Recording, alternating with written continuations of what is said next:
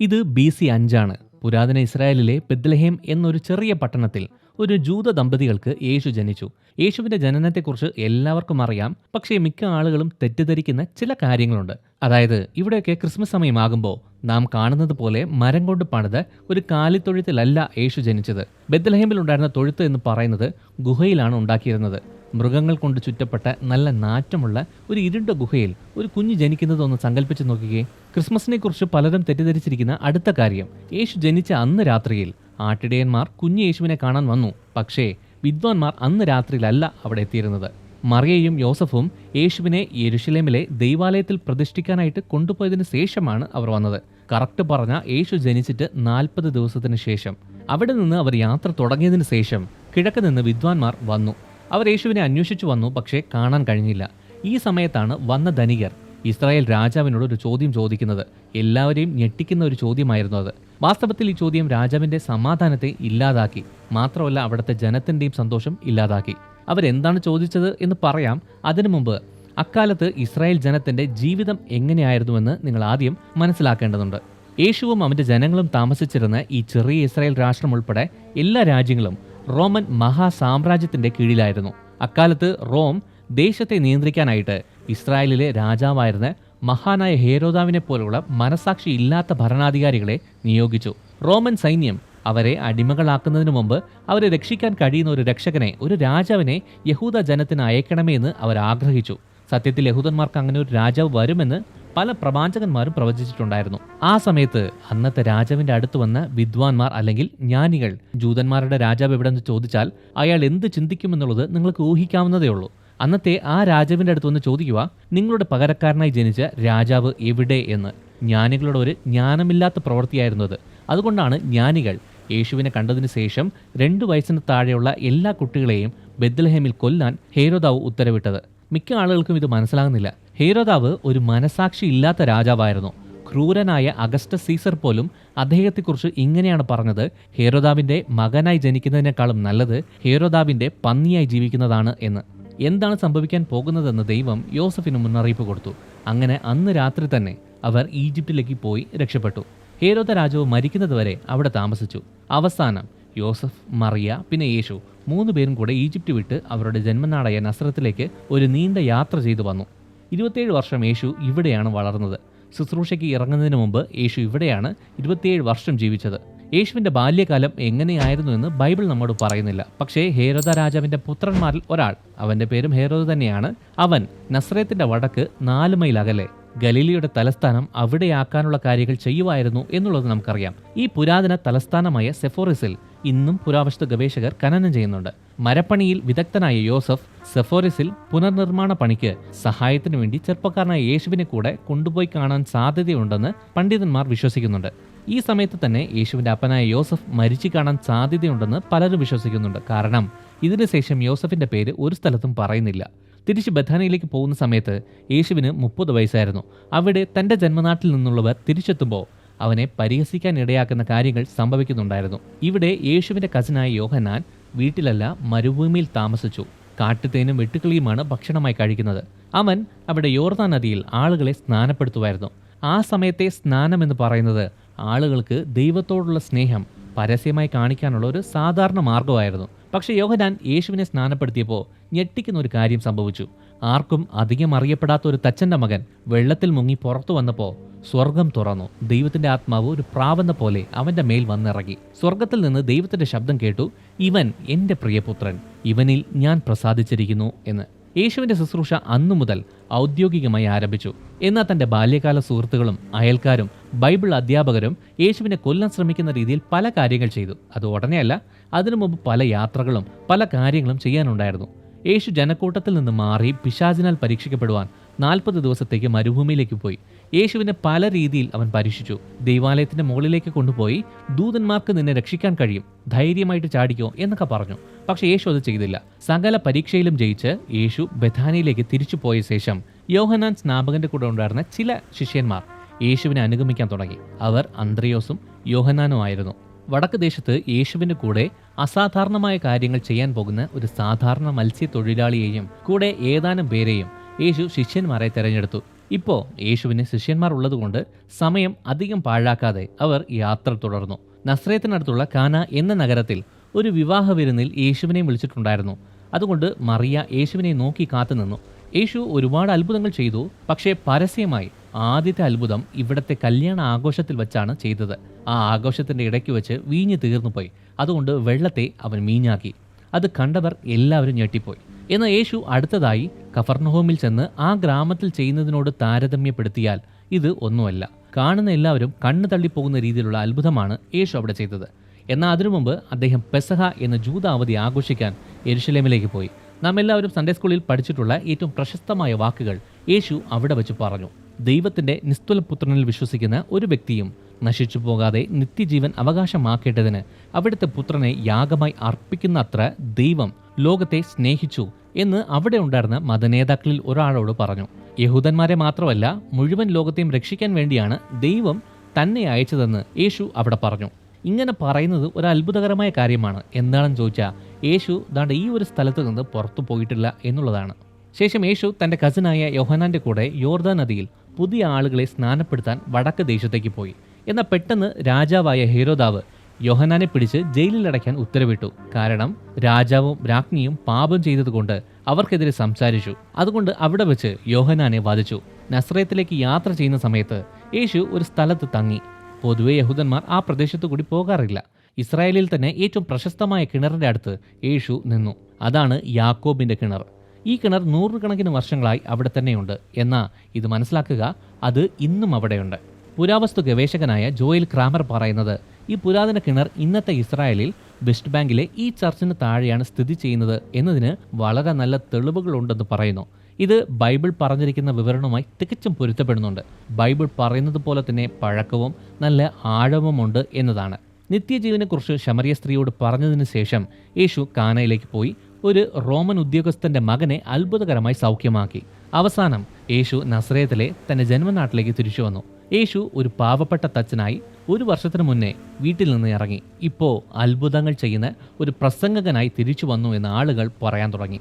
എന്നാൽ നസ്രയത്തിൽ യേശുവിനെ ചെറുപ്പം മുതലേ കണ്ട ആളുകൾക്ക് അടുത്തതായി ചെയ്ത കാര്യം ഒട്ടും അംഗീകരിക്കാൻ കഴിഞ്ഞില്ല. ശബത്ത് ദിവസം ഒരു പൊതുയോഗത്തിൽ വെച്ച് യേശയ്യാവിന്റെ പുസ്തകത്തിൽ നിന്നുള്ള ഒരു ഭാഗം വായിക്കാനായിട്ട് യേശുവിനോട് ആവശ്യപ്പെട്ടു. അത്ഭുതങ്ങൾ ചെയ്ത് ഇസ്രായേലിനോട് സുവിശേഷം പറയുന്ന യഹൂദ രക്ഷകനായ രാജാവിനെ കുറിച്ചുള്ള ഒരു പ്രവചന ഭാഗമായിരുന്നു അത്. ഈ പ്രവചനം വായിച്ചതിന് ശേഷം യേശു ആ ചുരുൾ തിരിച്ചു കൊടുത്തു. എന്നിട്ട് ചെന്നിരുന്നു. ശേഷം ഈ ഞെട്ടിക്കുന്ന വാക്കുകൾ പറഞ്ഞു: നിങ്ങൾ കേട്ട ഈ തിരുവെഴുത്ത് ഇന്ന് നിവൃത്തിയായിരിക്കുന്നു എന്ന് പറഞ്ഞു. യേശു എനിക്ക് സൗഖ്യമാക്കാനുള്ള ശക്തിയുണ്ട് എന്ന് മാത്രമല്ല പ്രഖ്യാപിച്ചത്, റോമൻ സാമ്രാജ്യത്തെ പരാജയപ്പെടുത്തി മുഴുവൻ ഇസ്രായേലിന്റെയും രാജാവായി വാഴുമെന്ന് യഹൂദന്മാർ പ്രതീക്ഷിച്ചിരുന്ന ആ ആളാണ് താനെന്ന് യേശു പ്രഖ്യാപിച്ചു. പക്ഷെ മിക്ക ആളുകൾക്കും ഇത് മനസ്സിലായില്ല. കാരണം ഈ രീതിയിൽ അല്ല അവർ രക്ഷകനെ പ്രതീക്ഷിച്ചത്. ഒന്ന് ആലോചിച്ച് നോക്കിക്കേ, നിങ്ങളുടെ ഒരു കൂട്ടുകാരൻ താൻ ജനിച്ചു വളർന്ന ജന്മനാട്ടിൽ വന്ന് ഇങ്ങനെ ഒരു കാര്യം പറഞ്ഞാൽ എന്തായിരിക്കും സ്ഥിതി? യേശുവിനെ നേരത്തെ അറിയാവുന്നവർക്ക് അത് കേട്ടിട്ട് ഒട്ടും അംഗീകരിക്കാൻ കഴിഞ്ഞില്ല. എല്ലാവരും ചേർന്ന് യേശുവിനെ നഗരത്തിൽ നിന്ന് പുറത്താക്കി. എന്തിന്? ഒരു മലയുടെ മുകളിൽ നിന്ന് തള്ളിയിടാൻ പോലും ശ്രമിച്ചു. അതുകൊണ്ടാണ് യേശുവും ശിഷ്യന്മാരും കഫർനഹൂമിൽ ചെന്ന് താമസിച്ചത്. ഗലീല കടലിന്റെ തീരത്തുള്ള ഈ പട്ടണത്തിലാണ് ഇസ്രായേൽ നൂറുകണക്കിന് വർഷങ്ങളായി ഭയന്നിരുന്ന ഒരു ഭയാനകമായ രോഗത്തെ, അതായത് കുഷ്ഠരോഗത്തെ സൗഖ്യമാകുന്നത്. യേശു തന്റെ ജീവിതത്തിൽ ഇതുവരെ ചെയ്തിട്ടുള്ള സകല അത്ഭുതങ്ങളെക്കാളും ഈ പ്രത്യേക രോഗത്തെ സൗഖ്യമാക്കിയത് ജൂത ജനതയെ ഞെട്ടിച്ചു. കുഷ്ഠരോഗത്തെ സൗഖ്യമാക്കാൻ പ്രവാചകന്മാർ പ്രവചിച്ച രക്ഷകനായ രാജാവിന് മാത്രമേ കഴിയൂ എന്ന് അവർ വിശ്വസിച്ചിരുന്നു. അതുകൊണ്ടാണ് യേശു ഈ സൗഖ്യമാക്കിയതിനു ശേഷം ജനക്കൂട്ടം യെരുശലേം വരെ അവനെ പിന്തുടർന്നു പോയത്. ബെഥസ്ദ എന്ന കുളത്തിന്റെ അടുത്ത് നടക്കാൻ കഴിയാത്ത ഒരു മനുഷ്യന്റെ കാലുകൾ യേശു സൗഖ്യമാക്കിയതിനു ശേഷം ജൂതന്മാർക്ക് ഭ്രാന്ത് പിടിപ്പിക്കുന്ന രീതിയിലുള്ള കാര്യങ്ങൾ ചെയ്യാൻ തുടങ്ങി. എന്താണെന്ന് ചോദിച്ചാൽ ദൈവവുമായി തന്നെ താരതമ്യം ചെയ്തു. എങ്ങനെയാണെന്ന് പറഞ്ഞാൽ, ദൈവം താൻ ആഗ്രഹിക്കുന്നവർക്ക് ജീവൻ കൊടുക്കുന്നത് പോലെ തനിക്കും കഴിയുമെന്ന് യേശു പറഞ്ഞു. ഇവനിത് ദൈവദോഷമാണല്ലോ പറയുന്നത് എന്ന് എല്ലാവരും ഞെട്ടി. അത് കാരണം അവിടെ ഉണ്ടായിരുന്ന പല മതനേതാക്കളും യേശുവിനെ എങ്ങനെ കൊല്ലണമെന്ന് പ്ലാൻ ചെയ്യാൻ തുടങ്ങി. എന്നാൽ യേശു തന്റെ ശിഷ്യന്മാരെ ഗലീല പ്രദേശത്തേക്ക് കൊണ്ടുപോയി 12 പേരെ തന്റെ പ്രധാനപ്പെട്ട ശിഷ്യന്മാരായി നിയോഗിച്ചു. ആ പ്രദേശത്തുള്ള 9 പ്രധാനപ്പെട്ട നഗരങ്ങളിലേക്ക് അവരെ കൊണ്ടുപോയി. 9ാമത്തത് ഏറ്റവും വിചിത്രമായ ഒരു സംഭവമാണ്. നമുക്ക് ആ 9 നഗരങ്ങളിലുണ്ടായ സംഭവങ്ങളെക്കുറിച്ച് വേഗത്തിൽ നോക്കാം. ആദ്യം കഫർനഹൂമിലേക്ക് പോയി. അവിടെ ഒരു റോമൻ പട്ടാളക്കാരന്റെ മകനെ സൗഖ്യമാക്കി. രണ്ടാമത്തത് നൈൻ എന്ന പട്ടണത്തിലേക്ക് പോയി. അവിടെ മരിച്ചുപോയ ഒരു വിധവയുടെ മകനെ ഉയർപ്പിച്ചു. മൂന്നാമത്തേത് കോരസി നഗരങ്ങളിലേക്ക് പോയി പ്രസംഗിച്ച് അത്ഭുതങ്ങൾ ചെയ്തു. നാലാമത്തേത് ബെത്സൈദ നഗരത്തിൽ പോയി. അവിടെ യേശു കുറച്ചു അപ്പവും വളരെ കുറച്ച് മീനും കൊണ്ട് 5000 പേരെ അത്ഭുതകരമായി പോഷിപ്പിച്ചു. എന്നാൽ യേശു ചെയ്യാൻ പോകുന്ന കാര്യവുമായി താരതമ്യപ്പെടുത്തുമ്പോൾ ഇതൊന്നും ഒന്നുമല്ല. ശേഷം യേശു അടുത്തുള്ള ഒരു മലയിൽ പ്രാർത്ഥിച്ചു കൊണ്ടിരുന്നു. ആ സമയത്ത് അവൻ്റെ 12 ശിഷ്യന്മാർ ഗലീല കടലിൽ ഈ രൂപത്തിലുള്ള ഒരു വള്ളത്തിൽ യാത്ര ചെയ്തു. യേശുവിൻ്റെ കാലത്തോളം പഴക്കമുള്ള ഗലീല കടലിൻ്റെ അടിത്തട്ടിൽ നിന്ന് കണ്ടെത്തിയ അന്നത്തെ ആളുകൾ ഉപയോഗിച്ച ഒരു യഥാർത്ഥ വള്ളമാണിത്.